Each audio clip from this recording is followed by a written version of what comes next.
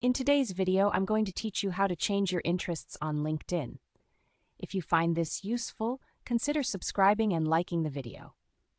To get started, open the LinkedIn application on your mobile device and log into your account.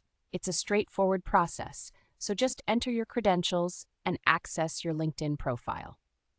Once you're on the home screen, you'll need to locate your profile icon.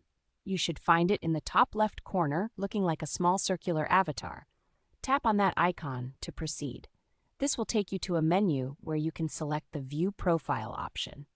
Tapping on this will open up your personal LinkedIn page where all your professional details are displayed. Now scroll down to the bottom of your profile until you reach the section specifically labeled Interests. This is where LinkedIn lets you see what you've followed in different categories. Here, you'll find interesting categories like companies and schools. Tap on any of these categories to view the entities that you are currently following. You might notice a list of different organizations. If you decide you want to remove any organizations from your interests list, simply click the Following button next to the entity. This action will unfollow the organization, taking it off your interest list. Next, if you're looking to add something new, you can use the search bar at the top of the app. Type in the name of the company you wish to follow, making sure to spell it correctly.